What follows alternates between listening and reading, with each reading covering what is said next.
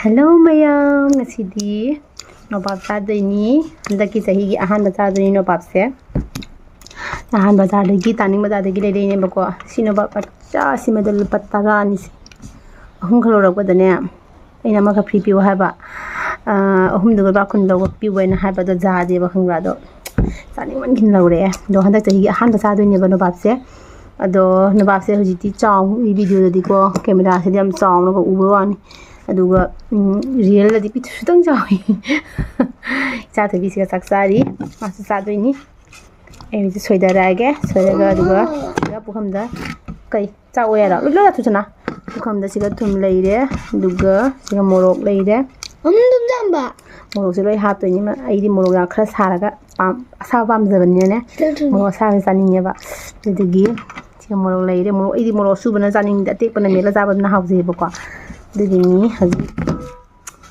atau lagi soidarage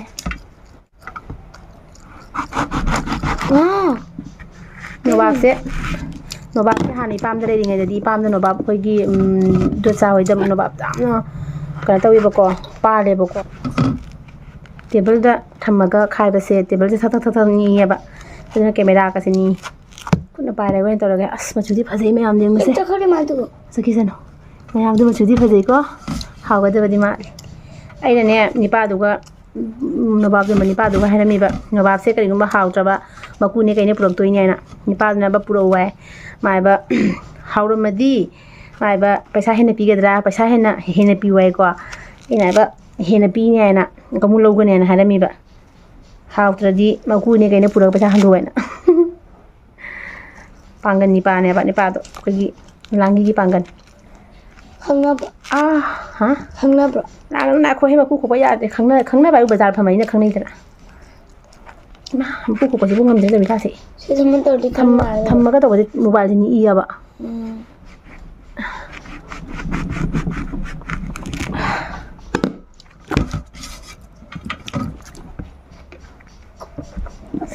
saning na lo de ma to ni ne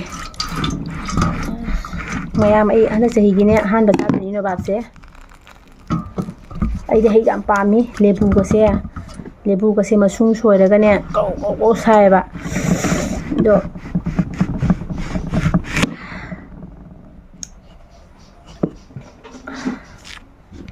hei pami jam na ai na hei pa ba chi kane khoi isa ni si junya ai gi sa ni ju hei jam pame ba moi ni ju hei pam ga jani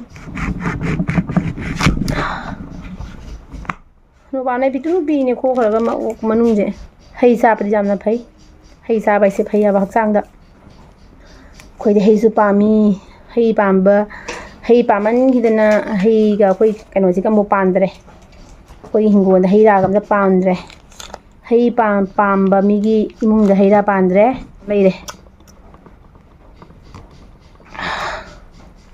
oh my god mahi ngata si ma ku si sang wa sina goba male je je da ha goba male ra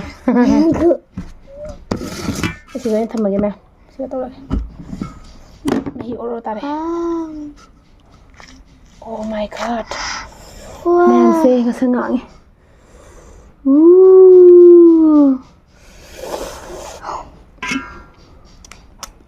taning malo na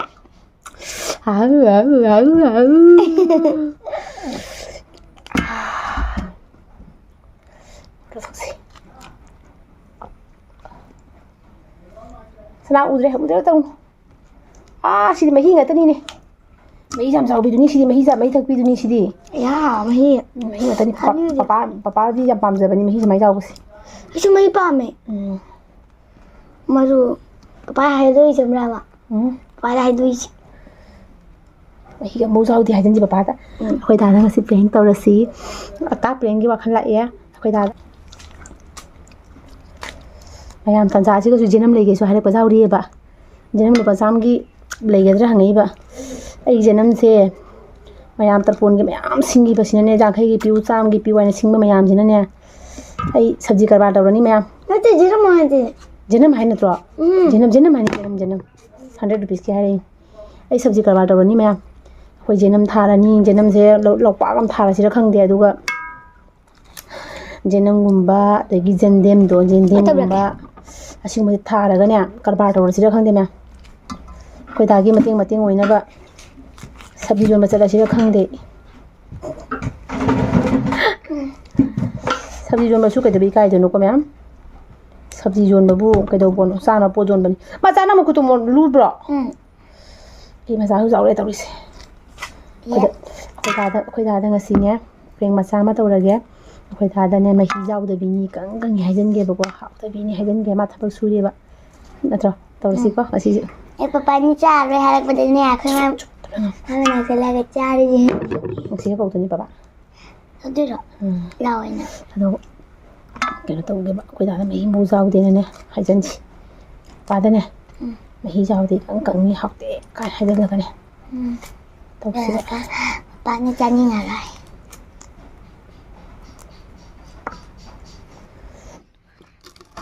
ꯎꯕ꯭ꯔꯥ ꯉꯁꯪ ꯉꯥꯡꯉꯅꯤ ꯁꯤꯒꯗꯤ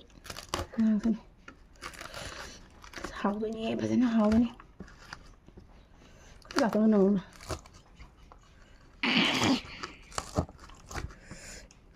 ꯉꯥꯡꯗ꯭ꯔ ꯐꯖꯅ ꯇꯤꯟꯒ ꯄꯨꯡꯗꯣꯛꯅꯤ ꯃꯁꯥꯕꯨ ꯆꯥꯅꯤꯡꯕꯅ ꯁꯤꯔꯦ ꯃꯤꯗꯤ ꯃꯌꯥꯝ ꯆꯥꯅꯤꯡꯕꯅ ꯁꯤꯔꯦꯅꯦ ꯇꯤꯟꯒ ꯑꯣꯔꯣ ꯇꯥꯏꯅꯦ ꯏꯕꯨ ꯀꯔꯤꯅꯣ ꯇꯧꯔꯤꯁꯤꯕꯨ ꯕꯨꯕꯣꯛꯅ ꯆꯥꯔꯗꯤ ꯁꯥꯗꯅ ꯂꯣꯏꯔꯅꯤ ꯕꯨꯕꯣꯛ ꯁꯥꯏ ꯍꯥꯏꯔꯛꯀꯗ꯭ꯔꯥ ꯈꯪꯗꯦꯅꯦ ꯑꯩꯈꯣꯏ ꯅꯦꯕꯨꯡꯅ ꯁꯥꯏ ꯍꯥꯏꯔꯛꯄ꯭ꯔꯥ ꯈꯪꯗꯦ ꯃꯣꯔꯣꯛꯁꯦ ꯇꯞꯇꯥꯏ ꯍꯥꯞꯆꯜꯂꯦꯅꯦ ꯑꯩ ꯃꯈꯣꯡ ꯆꯣꯡꯉꯤꯅꯦ ꯈꯔ ꯂꯧꯊꯣꯛꯄꯤꯔꯝꯒꯅꯤ ꯃꯍꯤꯁꯦ ꯌꯦꯡꯉꯨ ꯃꯌꯥꯝꯗꯣ ꯃꯍꯤꯁꯦ ꯌꯦꯡꯉꯨ ꯒ꯭ꯂꯥꯁ ꯃꯅꯤꯡꯗ ꯇꯛꯈꯥꯏꯗ꯭ꯔꯗꯤ ꯈꯨꯠꯅ ꯍꯦꯛꯇ ꯇꯛꯈꯥꯏꯔꯦ ꯒ꯭ꯔꯤꯛ ꯒ꯭ꯔꯤꯛ ꯅꯩꯈꯥꯏꯔꯦ ꯃꯍꯤꯁꯦ ꯊꯛꯀꯦ ꯍꯥꯏꯕ ꯒ꯭ꯂꯥꯁ ꯀꯩꯒꯤ ꯒ꯭ꯂꯥꯁ ꯌꯣꯟꯅꯕ꯭ꯔꯣ ꯃꯌꯥꯝ ꯏꯅꯦꯕꯨꯒꯤ ꯁꯤꯁꯤꯒ ꯍꯥꯞꯈ꯭ꯔꯒꯦ ꯑꯩꯈꯣꯏ ꯗꯥꯁꯦ ꯍꯧꯖꯤꯛ ꯀꯧꯁꯜꯂꯒꯦꯕꯀꯣ ꯑꯩꯈꯣꯏ ꯗꯥꯁꯦ ꯀꯧꯁꯜꯂꯒ ꯍꯧꯖꯤꯛ ꯃꯍꯤ ꯑꯃꯐꯥꯎ ꯌꯥꯎꯗꯦꯅ ꯑꯩꯈꯣꯏ ꯗꯥꯗ ꯍꯥꯏꯗꯣꯏꯅꯦꯕꯀꯣ ꯃꯍꯤ ꯌꯥꯎꯗꯦ ꯍꯥꯎꯇꯕꯤ ꯑꯣꯏꯔꯝꯃꯦꯅ ꯍꯥꯏꯖꯟꯒꯦ ꯀꯩꯅꯣ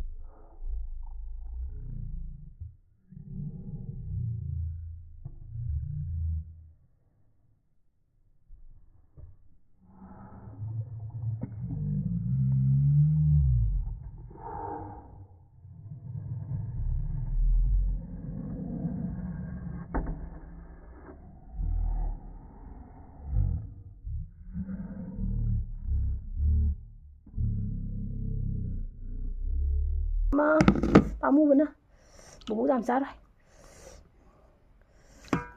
ꯃꯣꯔꯣꯛ ꯑꯗꯨꯁꯨ ꯈꯔꯤ ꯇꯥꯕ ꯃꯌꯥꯝ ꯑꯩꯈꯣꯏ ꯗꯥꯁꯦ ꯀꯧꯔꯒꯦꯀꯣ ꯑꯩꯈꯣꯏ ꯗꯥꯁꯦ ꯀꯧꯔꯒ ꯑꯩꯈꯣꯏ ꯗꯥꯁꯦ ꯀꯅꯥꯅꯣ ꯋꯥꯔꯤ ꯁꯥꯟꯅꯔꯤ ꯑꯩꯈꯣꯏ ꯗꯥ ꯍꯧꯖꯤꯛ ꯀꯧꯔꯒꯦ ꯀꯧꯔꯒ ꯀꯩꯅꯣ ꯇꯧꯒꯦꯕ ꯀꯩꯅꯣꯁꯦ ꯅꯣꯕꯥꯞꯁꯦ ꯍꯥꯎꯇꯕꯤꯅꯤ ꯍꯥꯏꯖꯤꯜꯂꯒꯦꯕꯀꯣ ꯌꯦꯡꯒꯦ ꯃꯥ ꯀꯃꯥꯏꯅ ꯇꯧꯒꯦ ꯍꯥꯏꯅ ꯀꯧꯒꯦ ꯃꯌꯥꯝ ꯁꯤꯒꯩ ꯁꯨꯝ ꯀꯧꯗ꯭ꯔꯣꯕꯅꯤ ꯑꯣꯗꯧ ꯑꯋꯣ ꯀꯩꯅꯣꯅ ꯑꯩꯅ ꯃꯍꯤ ꯍꯣꯝꯗꯕ ꯃꯍꯤ ꯃꯍꯤ ꯌꯥꯎꯗꯕꯗꯣ ꯑꯣꯏꯔꯝꯃꯤꯉꯣ ꯇꯜꯂꯤꯌꯦ ꯅꯣꯕꯥꯞꯁꯦ ꯍꯥꯎꯇꯕꯤꯗꯣ ꯑꯣꯏꯔꯝꯃꯤꯕꯣ ꯊꯋꯥꯏꯔ ꯕꯣꯛ ꯆꯥꯏꯁꯤꯗꯤ ꯇꯨ ꯌꯦꯡꯉꯨ ꯂꯥꯎ ꯃꯍꯤ ꯌꯥꯎꯗꯕꯤꯅꯤ ꯅꯣꯕꯥꯞꯇꯣ ꯏꯁꯤꯡ ꯍꯩꯖꯤꯜꯂꯤꯔꯣ ꯅꯠꯇꯦꯍꯦ ꯏꯁꯤꯡ ꯅꯠꯇꯦ ꯉꯁꯤ ꯍꯧꯖꯤꯛ ꯚꯤꯗꯤꯑꯣ ꯅꯝꯃꯤꯅꯦ ꯅꯉꯣꯟꯗ ꯄ꯭ꯔꯦꯡ ꯃꯆꯥ ꯑꯃ ꯇꯧꯊꯕꯩ ꯋꯥꯅꯤ ꯚꯤꯗꯤꯑꯣꯁꯨ ꯀꯦꯃꯦꯔꯥꯁꯨ ꯃꯌꯦꯛ ꯏꯁꯦꯡ ꯁꯦꯡꯗꯦ ꯂꯥꯛꯄ ꯃꯆꯥ ꯂꯥꯛ ꯑꯩ ꯇꯥꯅꯤꯡꯕ ꯂꯣꯏ ꯂꯥꯛꯑꯣ ꯅꯪ ꯇꯣꯉꯥꯟꯅ ꯚꯤꯗꯤꯑꯣ ꯍꯥꯞꯇꯣꯏꯔꯥ ꯀꯅꯥꯒꯤꯅꯣ ꯅꯪꯒꯤ ꯇꯣꯉꯥꯟꯅ ꯆꯥꯖꯔꯦ ꯇꯣꯉꯥꯟꯅ ꯅꯪꯒꯤ ꯀꯩꯅꯣꯝ ꯄꯨꯔꯛꯎꯆꯣ ꯄꯩꯁꯥ ꯇꯥꯅꯤꯡꯕ ꯂꯣꯏꯔꯦꯅꯦ ꯆꯠꯂꯣꯅꯦ ꯏꯁꯤꯡꯗ ꯌꯥꯎꯔꯤ ꯃꯈꯨꯠꯁꯦ ꯃꯌꯥꯝꯕꯨꯗꯤ ꯆꯥꯕ ꯍꯧꯔꯒꯦ ꯑꯩꯈꯣꯏ ꯗꯥꯏ ꯈꯥꯏꯗꯣꯛꯈ꯭ꯔꯦ ꯑꯩ ꯃꯥꯟꯗ꯭ꯔꯦ ꯏꯂꯦꯟ ꯃꯥꯟꯕ ꯋꯥꯅꯤ ꯑꯩꯈꯣꯏ ꯗꯥꯁꯦ ꯀꯔꯤ ꯃꯥꯜꯂꯤ ꯌꯦꯡꯉꯨ ꯑꯣꯏꯒꯅꯦ ꯑꯩ ꯏꯂꯦꯟ ꯃꯥꯜꯂꯤꯅꯦ ꯑꯩꯈꯣꯏ ꯆꯥꯕ ꯍꯧꯔꯒꯦ ꯉꯧꯔꯒ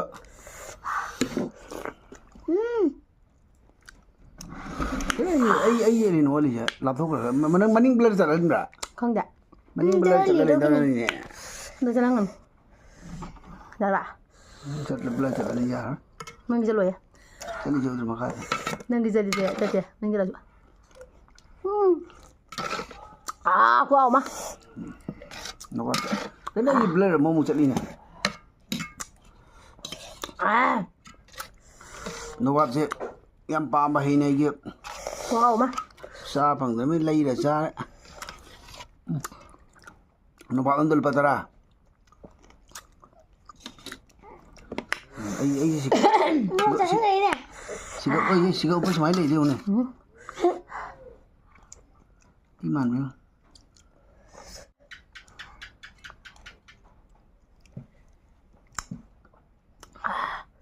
ꯇꯥꯕ ꯑꯩ ꯎꯗ꯭ꯔꯤ ꯎꯏꯌꯦꯕ ꯂꯩ ꯁꯥꯏꯗ ꯌꯥꯎ ꯍꯤꯎꯗꯣ ꯅꯪ ꯌꯥꯎꯏ ꯏꯃꯥ ꯈꯨꯍꯥꯎ ꯑꯃꯅꯤꯅꯦ ꯃꯤꯗꯒ ꯄꯦꯟꯗꯦꯗ ꯅꯋꯥꯕꯁꯦ ꯀꯩꯗꯧꯏꯅꯦ ꯁꯤ ꯃꯉꯥꯏꯔꯦꯍꯦ Tidak kita yuk. Ah. Hanya.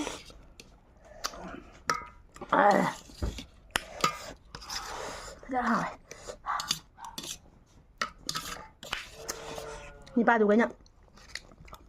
Hào thôi bây giờ. Hào thôi bây giờ ăn đồ cái mà hút lao tới nhà hút đồ bao nhiêu. Mấy rau bìu để mình không đặt. Phải đợi mấy. Mà xuống ở bao thầm màu rồi. Ấy đi miết là chẳng sao bây giờ. Nó bây giờ nên hả cần. Với khô cái chúng cha bây giờ.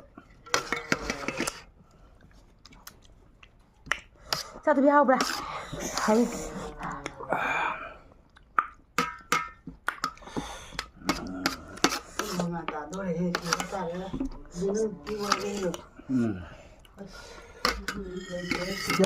Kem lấy cái cho năm được.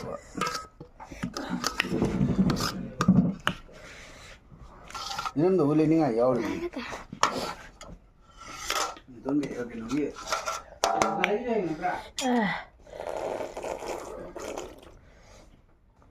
Khơi cái gì nè, khơi cái linh phi đây nè. Không được bột đi linh phi ta bao nhiêu, tao bột linh phi tay nè. Là cái pi cái.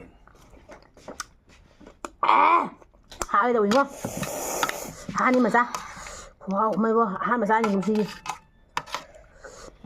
Mà cũng gì cả hả mình có? Cũng giàu rồi này, nó bảo. Cũng giàu thì.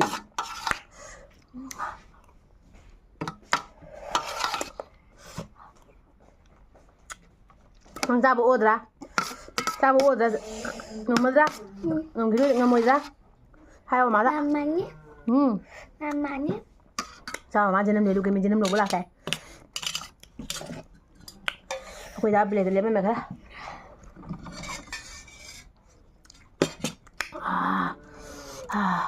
Hảo na, sao suy sai. Hảo na cái gì nhá. Cái xong rồi pa phải này rồi.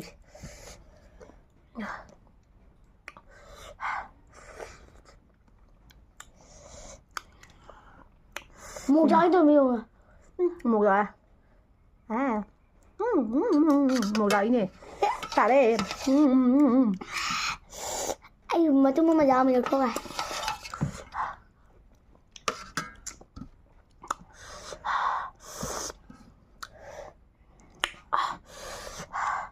Hảo na. Bên lâu rồi. Mẹ em. Cái video này cái gì thì khai ra xin ra cái. Mình jenam lo bolak, dan jenam lelu gitu ya. Bye bye, ma'am. Next video dah mungkin ada sih.